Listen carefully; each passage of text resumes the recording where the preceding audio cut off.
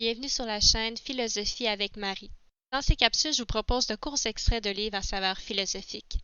Aujourd'hui, je vous parle précisément de Fabrice Midal, un philosophe et écrivain français. Pour cette capsule, je vous lis un extrait du livre Foutez-vous la paix et commencez à vivre. Le chapitre Cessez de rationaliser et laissez faire. C'est un chapitre, un livre qui m'a beaucoup marqué et qui, j'espère, vous plaira à votre tour. Bonne écoute.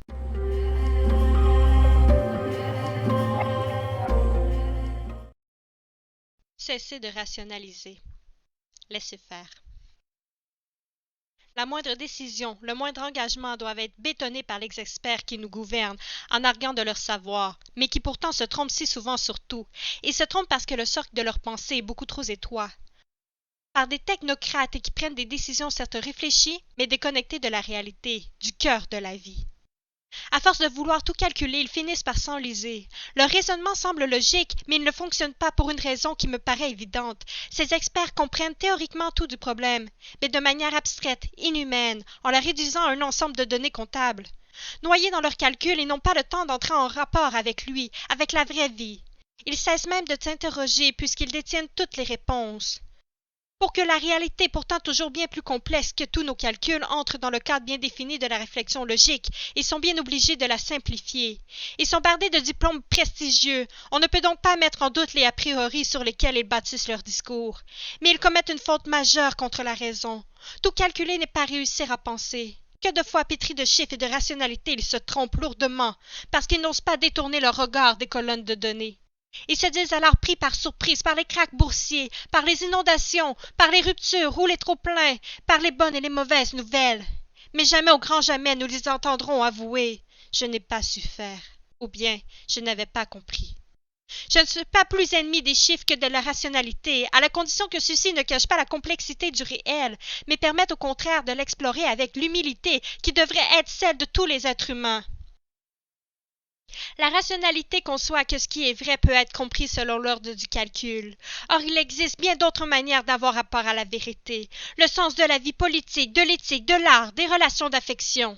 Pourtant, tout ce qui constitue le socle de notre humanité commune est désormais liquidé. Au nom de la rationalité sont mis en œuvre des mécanismes, des méthodes, des protocoles, ne tenant en rien compte de la réalité humaine. On comprend que le taux de suicide, de dépression, d'angoisse chronique, de burn-out ne cesse d'augmenter dans les pays occidentaux. Il est temps de comprendre que ce n'est pas là une mode, pour reprendre l'expression de l'ancien PDG de France Télécom. Ce n'est pas non plus un problème psychologique touchant certains, mais la brutalité d'une rationalisation qui n'a que faire de la santé physique et mentale de ses employés.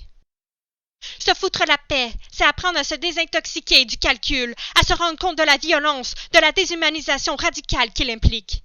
C'est permettre à une intelligence beaucoup plus profonde en nous d'exister, une intelligence qui ne se pétrit pas dans notre seul cerveau, que ce soit le cerveau gauche, celui de la rationalisation, ou le cerveau droit, celui des émotions.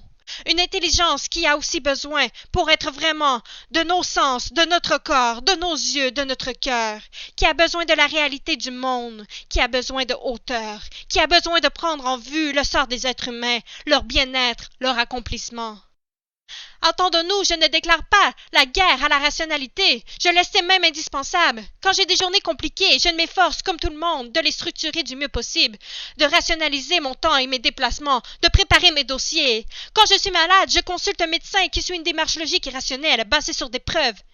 Mais je tiens aussi à me foutre la paix pour retrouver l'énigme de notre existence, pour comprendre ce que signifie être un être humain, hors des injonctions qui finissent par tout émousser et nous mettre en danger.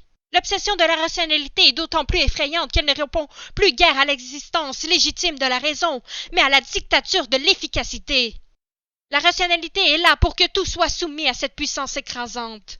Je ne déclare pas non plus la guerre à l'efficacité, j'essaie moi-même d'être le plus efficace possible dans mon travail.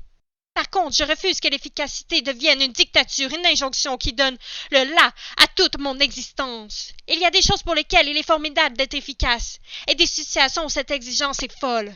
Par exemple, comment je m'occupe de mes enfants, comment je parle à cet ami, me promène dans un jardin à la tombée de la nuit. Il est fou de parler de ramassage scolaire, de gestion de temps, de ressources humaines. Gérons notre compte en banque, mais pas nos émotions et nos enfants. Gérons un budget, mais pas les salariés d'une entreprise. La méditation est en train de participer à cette rationalisation totalitaire. Méditer pour être plus efficace, plus rentable, n'avoir plus aucun état d'âme, être conscient de tout pour mieux tout contrôler, augmenter la productivité, favoriser la déshumanisation, faire qu'elle soit totale, mondialisée. Arrêtons tout ça, apprenons enfin à laisser jaillir la vie de sa pure effervescence.